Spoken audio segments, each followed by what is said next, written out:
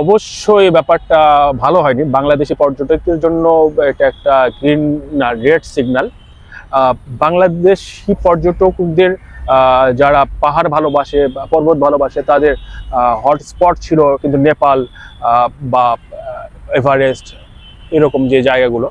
তো সেখানে একজন বাংলাদেশি পর্যটক তমাল, আমি তাকে এমনি ওইরকমভাবে চিনি না, এমনিতে দেখতাম অনলাইনে তার বিভিন্ন পোস্ট, সে কিন্তু পাহাড়কে পছন্দ করতো। আমার কিন্তু জানা মতো একটা জিনিস সোহানবাবু আমি বলতে চাই যে পাহাড় যারা পছন্দ করে, যারা পাহাড় ভালোবাসে, যারা পাহাড়ে যেতে চায় বা যারা পাহাড়ে যায়, এই লোকগুলো কিন্তু একটু উদার মাইন্ডের হয়, একটু উদাস মাইন্ডের হয়, একটু অন্যরকম মানে গতানুগতিক মানুষের চিন্তাধারার বাহিরের মানুষ কিন্তু এরা হয়ে থাকে। কিন্তু তমাল যে কাজটা করলো, যেহেতু প্রমাণিত করলো, এই জন্য বলছি যেহেতু প্রমাণিত, এবং তার মোবাইল থেকেই পাওয়া গেছে মালয়েশিয়ান একজন তরুণীর গোসলের দৃশ্য তিনি গোপনে ধারণ করেছে। তো এই জিনিসটা খুব একটা ভালো হলো না। আপনার কাছে কি মনে হয় না কখনো যে কেউ কাউকে বিব্রতকর পরিস্থিতিতে ফেলার জন্য বা ব্ল্যাকমেইল করার জন্য বাংলাদেশে একটা তরুণ কেউ এ ধরনের একটা অভিযোগে অভিযুক্ত করতে পারে কিনা? করতে অবশ্যই পারে, করতে অবশ্যই পারে, কিন্তু ব্যাপারটা আমি আমি সেই দিকে যাব না, আমি এই দিকে থাকবো যে করতে পারে ব্ল্যাকমেইলিং, ওটাও হতে পারে, কিন্তু যখন তোমার মোবাইলে একটা ভিডিও ধারণের ছবি থাকবে সেটার জন্য কিন্তু আমি আরেকজনকে দোষারোপ করবো না। একটু আগে তুমি নিশ্চয়ই বলতেছিলে যে মেয়েটার সাথে প্রেম থাকতে পারে, প্রেম থাকতে পারে, অনেক কিছুই থাকতে পারে, কিন্তু পার্সোনাল ম্যাটার পাবলিক করা তো একটা অন্যায়। যদি সেটা হতেও পারে, আমি হতেও পারে হবে হয়েছে, আমি সেটা বলছি না, হতেও পারে যেহেতু তুমি বললা, কিন্তু সেটাও যদি হয় আমি সেটাকেও তো আমি অন্যায় হিসেবে দেখবো, কারণ সে তো শেষ পর্যন্ত তাদের যদি পাবলিক পার্সোনাল রিলেশন থাকেও সেটা পাবলিক করা তো তার অন্যায় হয়েছে। অবশ্যই আই এগ্রি উইথ ইউ। আমি যে কোনো অন্যায়কেই সবসময় ঘৃণা করি। এটা যেটা তমাল করেছে এটা অবশ্যই ঘৃণিত কাজ। সেখানে আমার মা বোন থাকতে পারতো, সেটাও একটা খারাপ হতো। একদম তাই। এটা কি আসলে কখনোই আমরা শুধু ইমোশনালি মেয়েদের কথা শুনে তাদের প্রতি একটা সিম্পেথি কাজ করে যে হয়তো বা তারাই রাইট, পুরুষটা হয়তো বা ভুল, এই জায়গাটা কি আরো খতিয়ে দেখার প্রয়োজন আছে কিনা? না, এটা আমি মেয়ে দেখে আলাদা করে দেখার পক্ষে আমি না।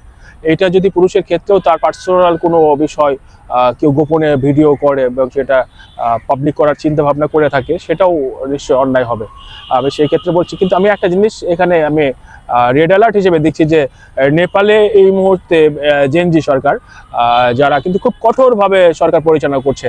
তো সেই ক্ষেত্রে বাংলাদেশিদের জন্য, বাংলাদেশি পর্যটকদের জন্য একটা সরকারি নিষেধাজ্ঞা আসবে কিনা, এটা কিন্তু মানে একেবারে এড়িয়ে যাওয়ার বিষয় নয় এবং এটাকে একেবারে ফেলে দেওয়ার বিষয় নয়। এবং এটা যদি হয়ে থাকে, আমরা যারা আগামীতে নেপালে যাওয়ার চিন্তা করছি বা প্ল্যান করছি, তাদের জন্য কিন্তু সত্যই একটি দুঃখজনক এবং কষ্টকর বিষয় হয়ে দাঁড়াবে।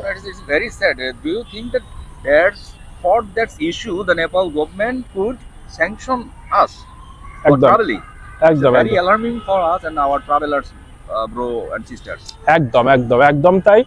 এটা এটা হলে সত্যি খুব বাংলাদেশি পর্যটকদের জন্য বিশাল একটা অ্যালার্মিং, শুধু না আমি বলবো যে রেড অ্যালার্ট হয়ে যাবে, যেটা আমাদের পর্যটক যারা আমরা যারা ভ্রমণ করতে পছন্দ করি তাদের জন্য সত্যি কষ্টকর হয়ে দাঁড়াবে।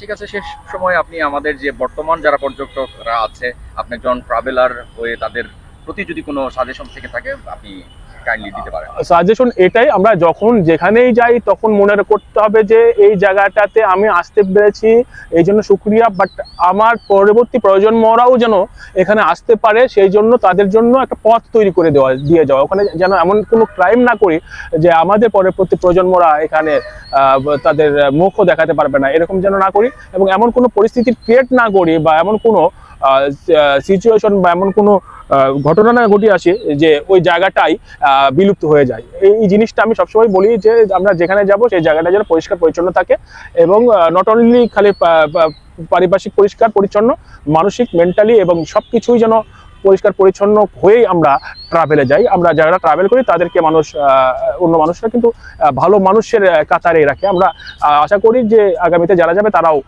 সেটাই বজায় রাখবে। ধন্যবাদ আপনাকে। আমরাও চাই সকল অন্যায় সুষ্ঠু তদন্তের সাপেক্ষে বিচার হোক। ভালো থাকবে। আসসালামু আলাইকুম।